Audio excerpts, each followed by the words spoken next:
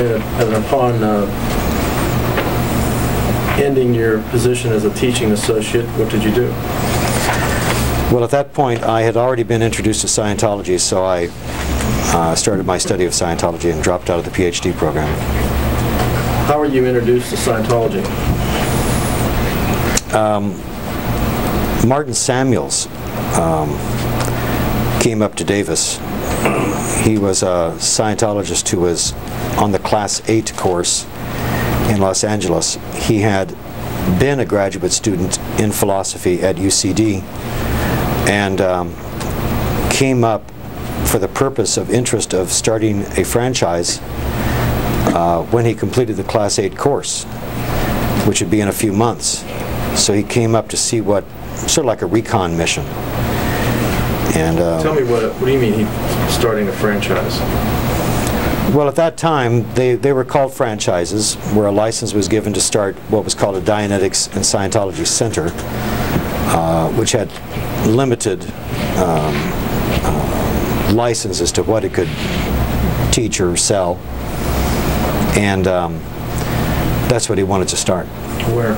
There in the city of Davis. You're talking about Martin Samuels? Yes. Did you know Martin Samuels before this? You knew he was involved in attempting to start a franchise of Dianetics and Scientology? Objection as to the form. No. How did you meet him? One of the graduate students said, "Hey, Marty, who we knew from before, he's come up talking about something. We think it's something that you'd be interested in. It's what you're sort of studying, and we're going to have a party and come over and talk to him." So I did, and that's when I met him, was at the party. What did you, if anything, did you find anything that interested you in reference to his discussion about either Dianetics or Scientology? Objection as to form. Well, since Martin had been a philosophy graduate student, we interfaced on that subject.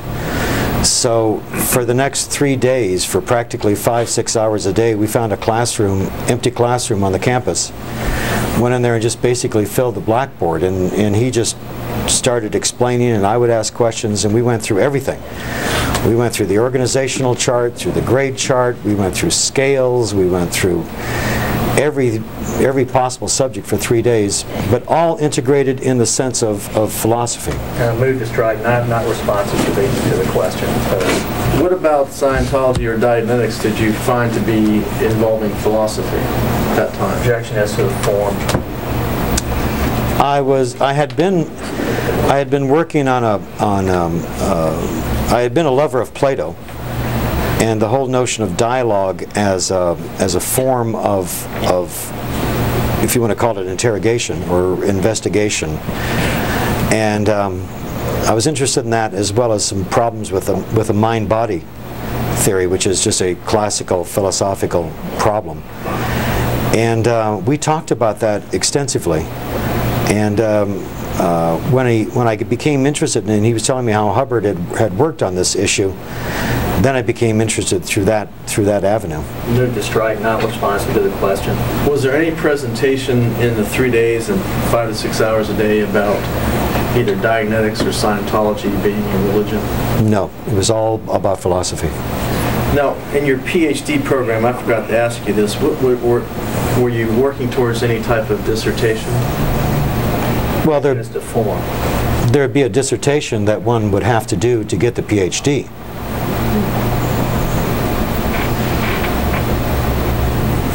In your PhD program, was it just generally on philosophy, or was it on any special type? Objection as to form. No, my emphasis was on philosophy of mind or philosophy of psychology. It wasn't until years later I discovered that there was actually a field that developed that was the field we were trying to develop. It's now called the field of cognitive science, which is an integration of philosophy, computer science, with mainly through artificial intelligence, and psychology.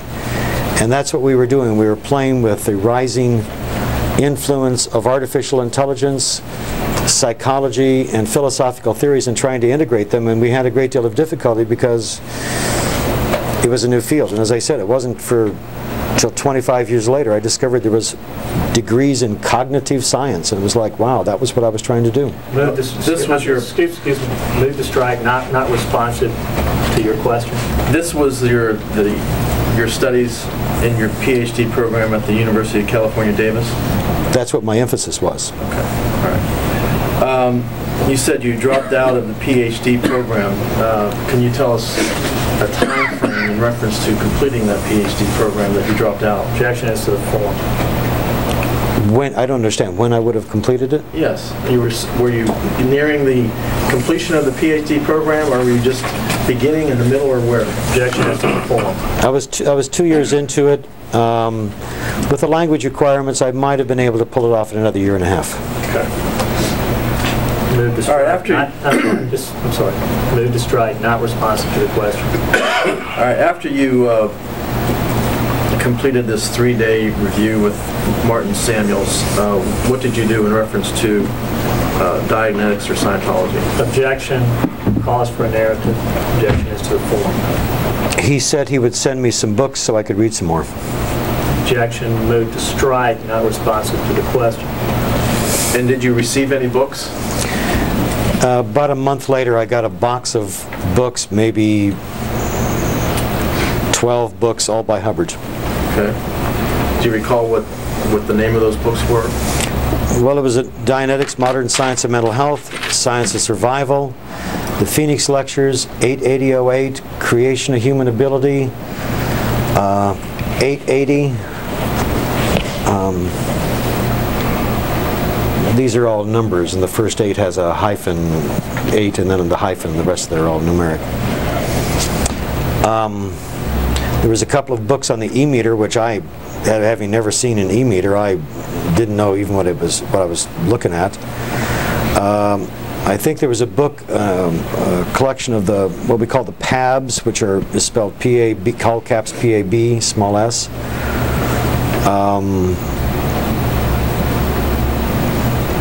Maybe something else. It was pretty much at that time what would be called the basic library. What did you do with these books? Started reading them. He told me to start with the Dianetics book, so we started with that and bounced on. And then we moved into book auditing. What's that? Well, book auditing is really the sort of the second stage one might do in becoming introduced to Scientology. First, they say, read a book. The next stage at that time would be then you do what the book says. And in the early books of Hubbard in the 1950s, Dianetics, Science of Survival, Creation of Human Ability, there were processes that individuals could just do at home on their own with no cognizance of an organization. And I did not even know there were organizations other than where Martin came from. So we just read the instructions and we followed them. What year was this? This was actually 1968. I remember he was there with a Life magazine article that came out with Richard Nixon on the cover. I remember that coming out and he talking to me about that. So maybe the books arrived in December or maybe January. And move to strike, not responsive to the question. December or January, December of 1968? December 68 or January 69. And why was he showing you the cover or the Life magazine? Objection as to the form. He didn't. I just happened to sometimes see Life, and I saw there was a Scientology story about Scientology, so I pointed it out to him. Okay. Now, when you started to read these books that Mr. Samuel sent to you, were you still in the PhD program? Yes. Objection as to the form. Okay. After reading these books, or how soon after reading these books or receiving these books, did you drop out of the PhD program? Well, I didn't drop until I completed the quarter, which ended in either the end of May or June of '69. I completed that last quarter. I just simply did not re-enroll for the fall term.